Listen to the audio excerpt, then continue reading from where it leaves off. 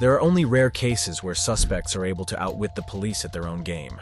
From brilliant runaway criminals to ordinary people who humiliated police so much they had to leave. Here are a number of cases where suspects deceived the law enforcement. Promise you I'm not no damn prison escape here. You'd have done run by now.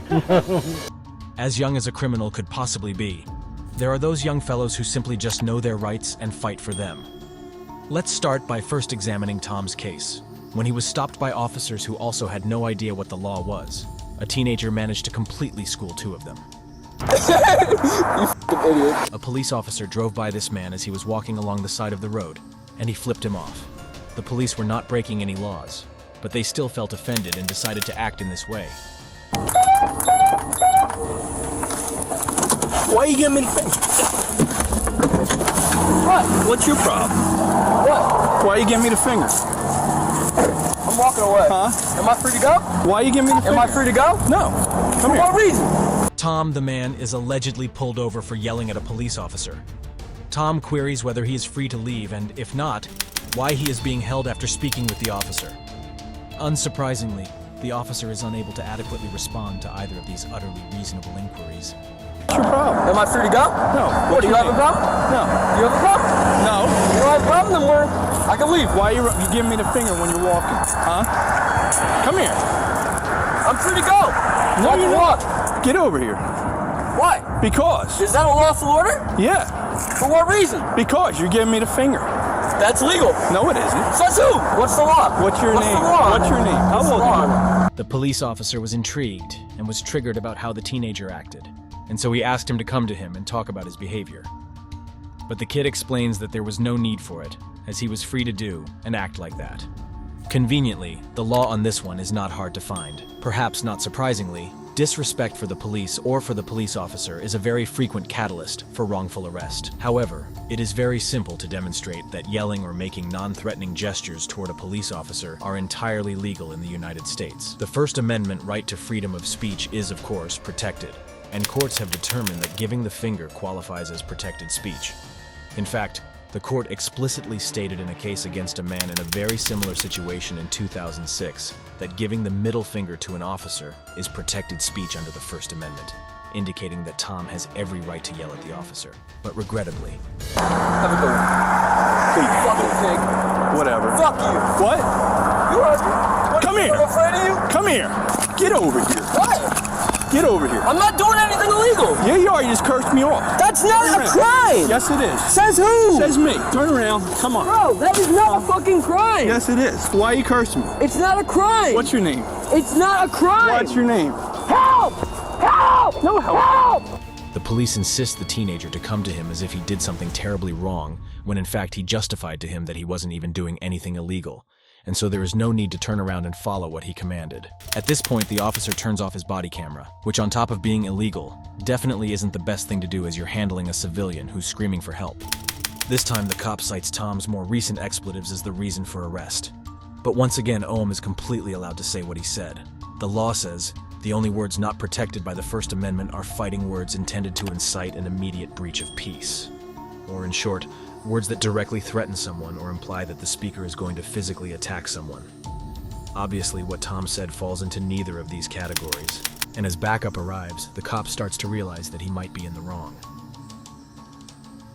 You're being detained because you're acting strange. What?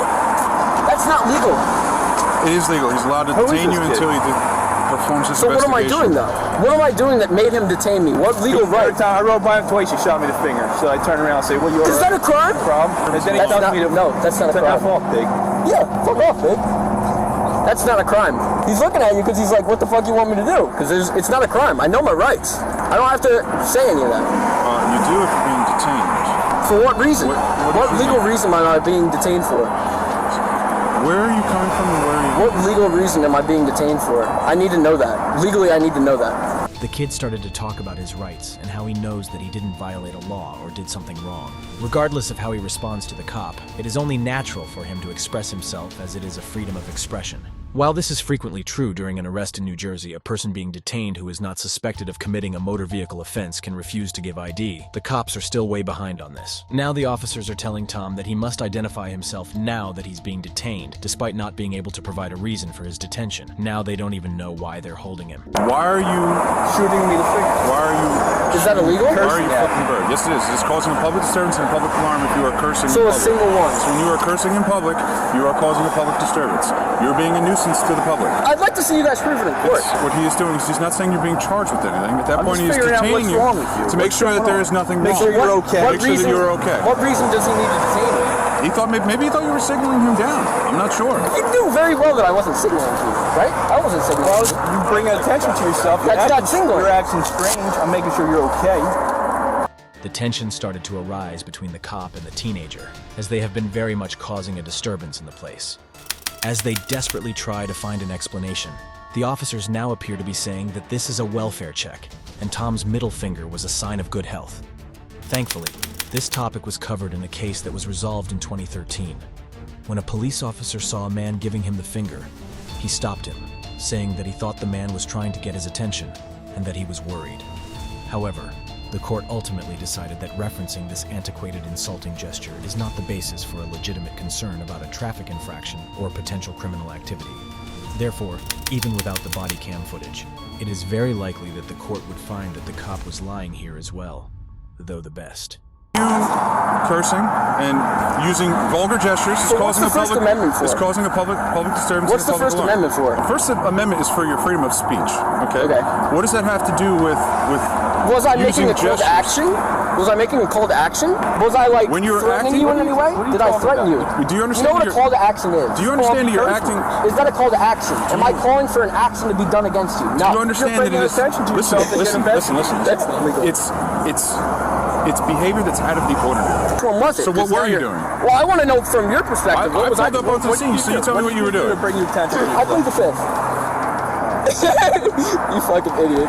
The argument continued as the kid was still proving his point to the cop, how he has the right to use vulgar words to express himself. However, the cop still couldn't take his behavior and still continued until he finally gave up. After a few more minutes of what has now devolved into an argument, Tom finally gives in and presents his ID before being told that he is free to leave. Keep in mind that he was not legally required to give his name, but only that convinced the officers to release him. Tom also disclosed to the officers that he intended to file a lawsuit, but there isn't much information online about this, or the horrifyingly dishonest officers' faces.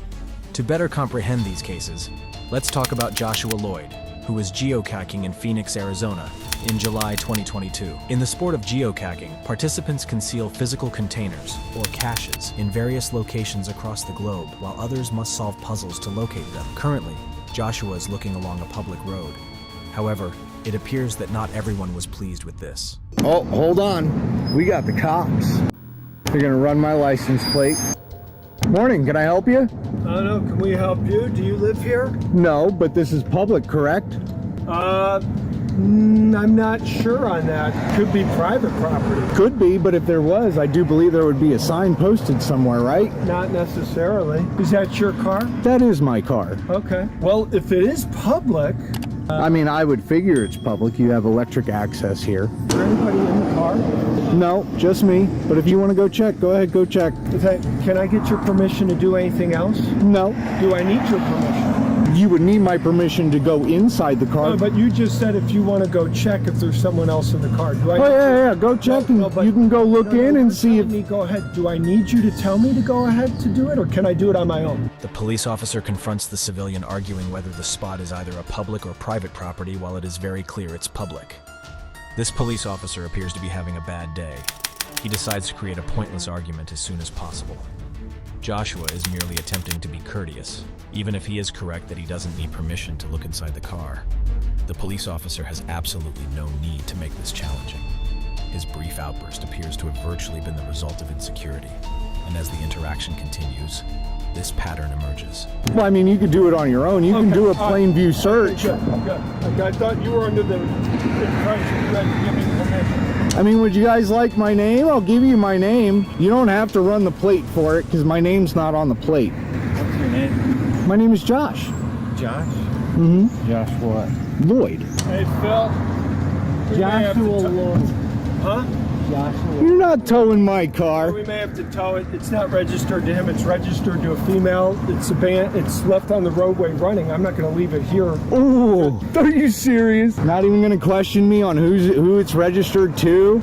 Would you like the insurance and registration? No, you're not driving it. Why would I ask for that? Here, it is shown how the man was already having an argument with the officer, who insists to have his car towed, as they have found that the real owner of the car was a female, which evidently shows how he doesn't own it. Regardless, Joshua did not put his guard down, as he was still insisting to have the police question him while the police refused to, since they have already proven that he is not the real owner of the car. Further, the police officer seems to be making more of a fuss than is necessary about everything. The fact that the car is registered under a different name and is parked next to a man who appears to have just spent 30 minutes staring at a wall may seem unusual. Josh, however, is aware of a plausible explanation for it, similar to what the police would do if they bothered to inquire. However, the comp simply determines that towing the car and calling the owner is the best course of action, rather than only speaking with the person who expressly claims to be able to explain everything. I'm going to try and get a hold of the owner, see if they know where the car is. Otherwise, She'll tell you that her son-in-law has it. You're gonna let him act like that. Just because I'm standing over here next to a wall, and you guys haven't even asked me what I'm doing. I even turned around, I gave you the thumbs up. He comes out all hard. Why? I'm not trying to catch you in anything, man. Asking a simple question. Smirking at the other officer says it all.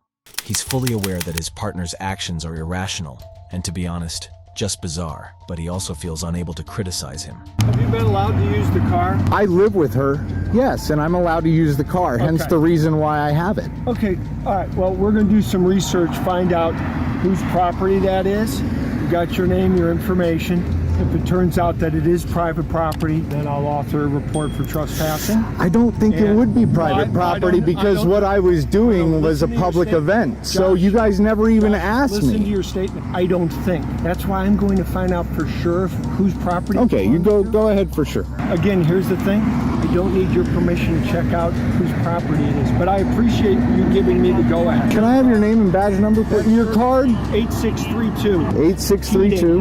You're recording it. Okay. Yeah. Can I have your name and badge number, please? All right. Thank you. I greatly appreciate that. It is just natural to ask the cops why there is even the need to question him, or even put things in such a difficult matter when they can settle it on good terms. However, no matter how much Joshua insists that it is a public property, and he has the right to justify things on his end, the cops really didn't give him even a single shot to explain. After his partner leaves, the second officer behaves in a manner that suggests that he has brought his child to work, and he is advising Josh to simply let him enjoy himself. The first officer informs Josh that they will proceed to conduct further investigation to ensure that this is not private property. But even if it were, it would be very challenging to find him guilty of trespassing. The land he was on was next to a public sidewalk, as you can see from the video. Additionally, there is no notice suggesting that the grass is in any way private property. But even if it were, Josh would never be informed that he shouldn't be there due to the absence of signage. I could do some further research before you go on a property, find out. You know, hold on. Before you go and give me the lecture, how about this? Before you come up all hard ass on somebody, you ask them what they're doing. You could ask me simply at the very beginning, very nicely, hey, what are you doing? Do the research and find out whose property you're on, because you may be breaking the law. It's public property, I can tell you that. Stating that as a fact. I am. I'm stating it as a fact because I like fucking with you guys. Well, now you're using more profanity. I can use profanity. It's the First Amendment. No, you can't. It's the First Amendment. You cannot restrict my speech. I can use it to emphasize my sentences. One man's curse word is another man's lyric. It is seen how things got a little fired up for Joshua and the police, and so the tension has built up, and he wasn't having any of it. He then explained that at the very beginning they could have asked him properly so they don't invade his right for the public property, which he further emphasized with such feelings that he was able to curse already. Josh is absolutely correct and explains everything extremely well. He gave the police all they needed and more throughout the entire exchange. Despite knowing the law like the back of his hand and remaining polite for the majority of the chat, the cop still treated him poorly and was, to be honest, clueless about what he was talking about. He has every right to clarify his freedom of speech as well. But let's quickly change the angle and examine criminals who were so cunning that they were able to elude the police using cunning methods and street smarts. Quantrell Schwartzlow is an example of someone who outsmarted law enforcement by evading arrest in a matter of seconds.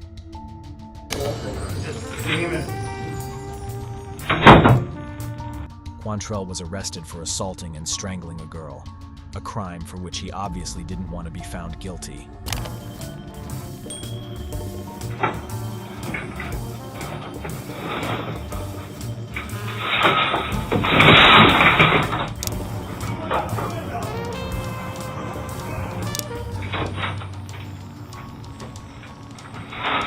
Oh, no!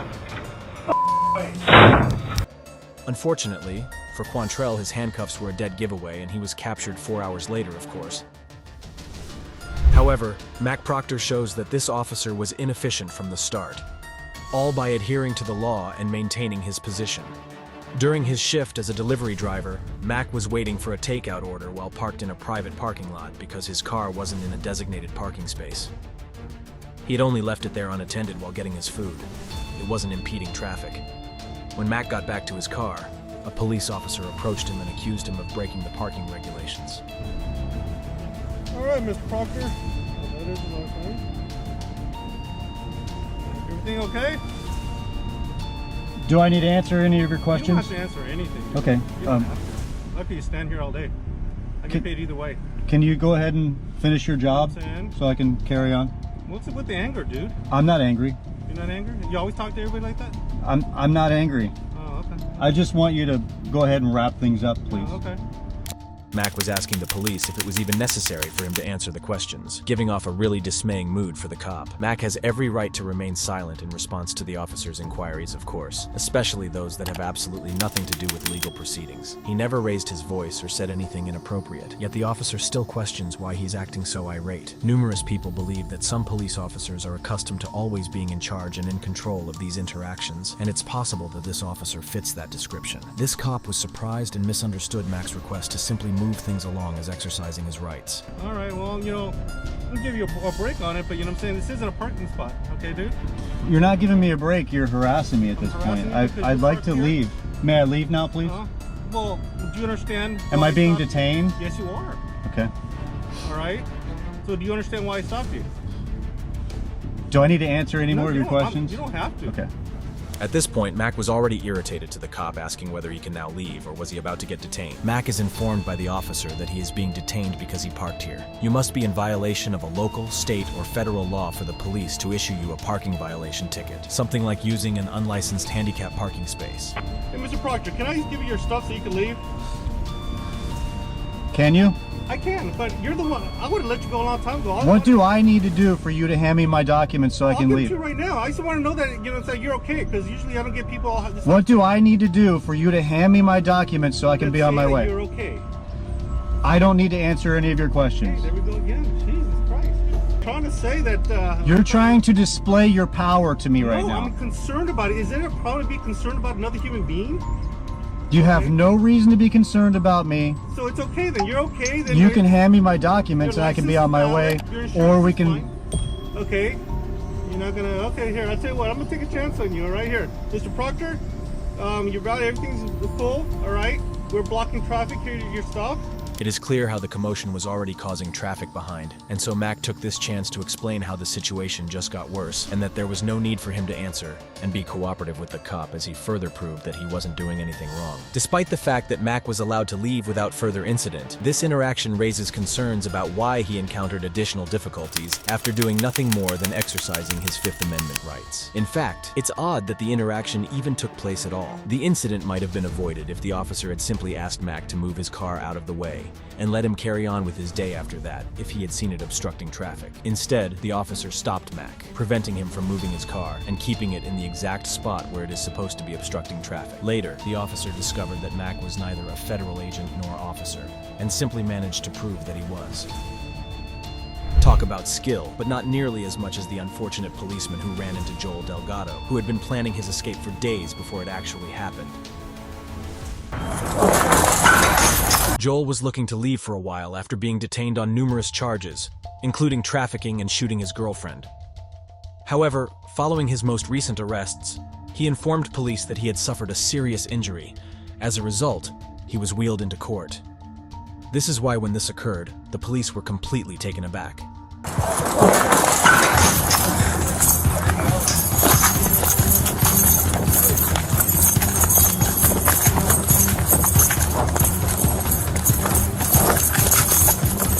I'm gonna catch you, baby. I'm gonna shoot your. Joel is remarkably fast for someone who is confined to a wheelchair, because he vanished entirely shortly after making his getaway. Nah, which way you go? Went straight through the alley and cut that way. What's your phone?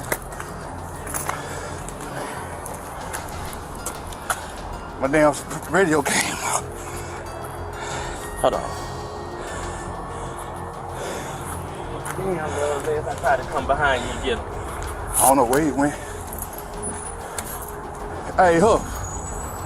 The wheelchair dude got up and ran. Yeah.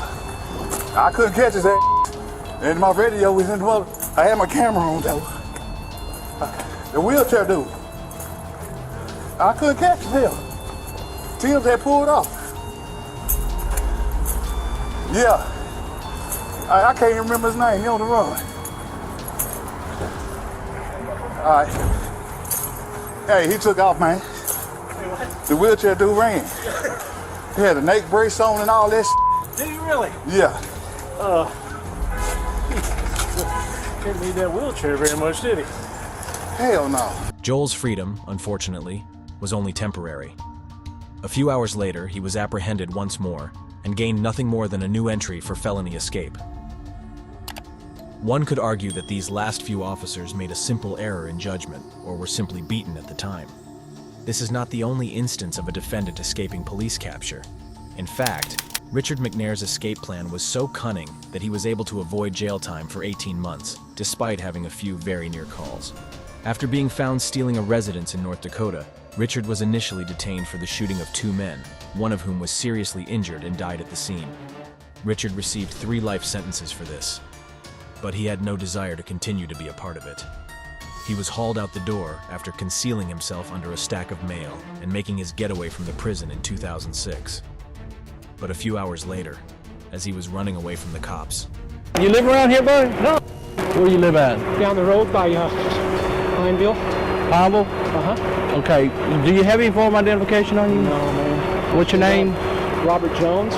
The police officer approached Richard and gently asked him a few questions, as he explained that this place is near a police station. There might be a possible scenario that he might be an escapee of some sort. Problem right now. What's your address? I don't have an address. I'm at the hotel. We're working on houses and stuff like that, the roofing. What is? We got an escapee. Oh, shit. Where from? Prison. There's a prison here? While speaking with the officer, Richard presents himself as being composed, cool, and collected. He uses the innocent alias of Robert Jones and claims that he is only jogging near his workstation. The police officer further asked for his address to clarify if he was indeed a local who happened to be just passing by. Richard must believe that the game is over, but he maintains his composure and cool attitude. To avoid coming off as nervous, he responds in a straightforward, neutral manner and maintains a slack posture. The police officer then calls in to get a thorough description of the fugitive in an effort to identify Richard. How old is your guy? You're how old? 50. I was born in 56. You said born in 56. 58. What color you got? Green. Well, kind of a turquoise blue. Turquoise blue. A lot of people in this situation would become tense and respond in a brief, closed-off manner out of nervousness. However, Richard is able to fully respond to all questions and even makes light of the officer. He's gradually attempting to persuade him that he's just a regular guy and that he isn't at all concealing anything. You know the bad thing about it? What's that? You're matching up to him. Well, that sucks, doesn't it? Yeah. I don't even know the address. We just got into town about a week ago, and he dropped me off to jog. I always jog about 12 miles a day. Where did he drop you off at? Up there on that road by, there's some construction going on up there, some houses. And he dropped me off. He'll be back at the hotel in about probably 10 minutes, 15 minutes. Where are you from? We're originally Dallas, Texas. What's your name again? Jimmy Jones. The escapee managed to make things up about his work and how he usually jogged around the place like some kind of local. It was effective as the police officer was slowly getting convinced that he is indeed just an ordinary guy. Put yourself in my position. Where's y'all's motel at? Okay, Walmart's right there. Go right at Walmart, and there's a road, 165, that goes south. Little old tiny hotel. I mean, it's clean, but it's family owned. Little old tiny hotel. Yeah, you know, like a motel deal. You park up there. I promise you I'm not no damn Chris and escape it. You'd have done run by now. You know that yourself. Did you see anybody or anything? There's some kids up there playing. I'm sorry to have to hold you up, but Hey, no, I'm just doing my job, man. I know you are. Can know? you write down your phone number, your cell phone number, so I can have whoever call you? Just call 911 is all you got to do, and they'll get a hold of us. All right. That's our quick line there. Have a good day now. Be careful, buddy. Thank you. All right. During his time on the run, Richard McNair traveled using stolen vehicles and supplies from Louisiana all the way up to Canada, where it seems he almost bought a property and tried to settle down. This was the last time he was seen for 18 months.